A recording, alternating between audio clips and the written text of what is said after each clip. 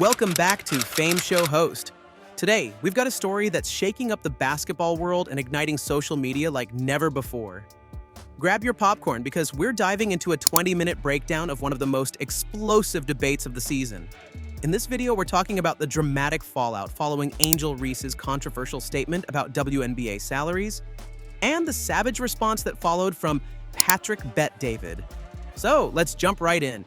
It all started when Angel Reese, a rising star in women's basketball, dropped a bombshell on social media. In a bold declaration, she warned that if WNBA players didn't get paid what they deserved, they might actually go on strike. And if that wasn't enough, she threw in the line, "Pray that Caitlyn Clark doesn't get injured," implying that Clark is the only thing keeping the league afloat. Now, imagine that, daring to question the very financial foundation of a professional sports league while tossing in a threat that sounds like it came straight out of a movie script. But, as you can guess, the reaction was immediate and intense. Let's unpack what Angel Reese actually said. In her statement, she boldly claimed that if WNBA players aren't paid what they deserve, they just sit out. And here's where it gets even more interesting. She urged players to pray that Caitlyn Clark doesn't get injured. Because, according to her, Clark is essentially keeping the entire league alive. Now think about the power of that statement. On one hand, it's a call for better compensation, an appeal for recognition of the immense talent and hard work these athletes put in every game. But on the other hand, it's a dramatic, almost theatrical line that many critics have labeled as premature and, frankly, unrealistic, given the current state of the WNBA's finances. Enter Patrick Bet-David, the no-holds-barred commentator who isn't afraid to call out what he sees as flawed reasoning. With his signature mix of candor and precision, Bet-David dismantled Reese's argument piece by piece, using nothing but hard financial facts and a touch of biting humor. Let's talk numbers. Angel Reese, who once enjoyed nearly $1.8 million in endorsement deals during her college days at LSU, is now on a rookie WNBA contract that pays her roughly $74,000 per year. That's a staggering difference. Bet-David highlighted this contrast to question how someone with such lucrative past earnings could now claim that her salary doesn't cover even the basics like rent. But the story doesn't stop there. Bet-David's response wasn't just about Angel Reese's personal finances. It was a deep dive into the financial structure of the WNBA itself. Here's a shocker. The WNBA has been operating at a loss since its inception in 1997. Yes, you heard that right. The league loses roughly $50 million every year. Now, when you compare that to the multi-billion-dollar revenues of leagues like the NBA, NFL, MLB, and NHL, the picture becomes crystal clear.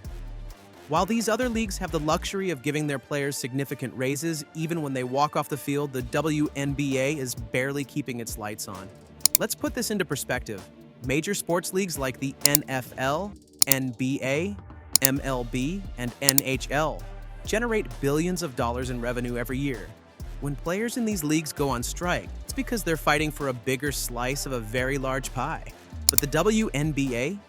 It's more like a tiny snack plate, small, limited, and heavily subsidized by the NBA. Bet-David's breakdown was both humorous and brutally honest. He pointed out that while NBA players receive around 50% of their league's earnings, WNBA players are left with a minuscule share, around 9.3%. This revenue disparity isn't just a number, it's a reflection of the challenges the league faces in turning a profit and providing substantial salaries. But wait, there's more drama in this story. While the financial arguments were a major part of the debate, the conversation quickly turned to Angel Reese's on-court performance. Yes, folks, Bet-David wasn't just counting dollars. He was also taking playful jabs at Reese's basketball skills.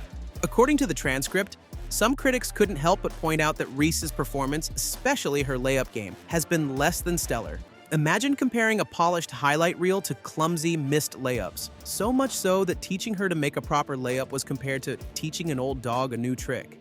Now, let's shift the spotlight to someone truly pivotal in this debate, Caitlyn Clark.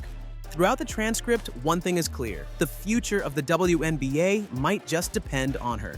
While Angel Reese's comments stirred up controversy, many have pointed out that it's Clark's performance that's driving the league's growth.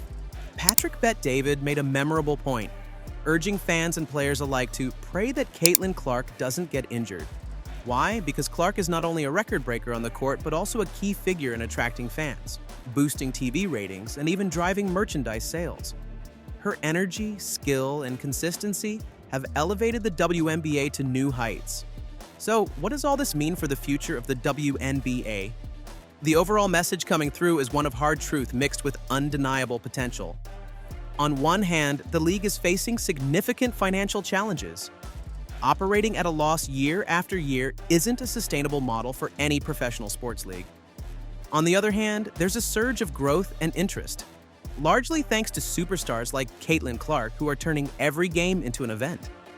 The transcript makes it clear: until the WNBA becomes financially sustainable and can start turning a profit, demands for massive salary increases are not only unrealistic, they're almost delusional. The league's revenue share is slim, and the numbers just don't support a massive payout scheme when the league itself is operating like a zombie company. Here's another twist in the tale: the relationship between the WNBA and the NBA. The transcript reveals that the NBA has been the lifeline for the WNBA, funneling in millions annually to keep the league afloat. In a sense, the NBA is like a parent who keeps bailing out the WNBA, ensuring that the lights stay on even when the books are read. Patrick Bet-David's commentary drives home this point. He reminds us that even if the WNBA players were to go on strike, they'd still get paid because of the NBA's financial support. This isn't a league operating independently.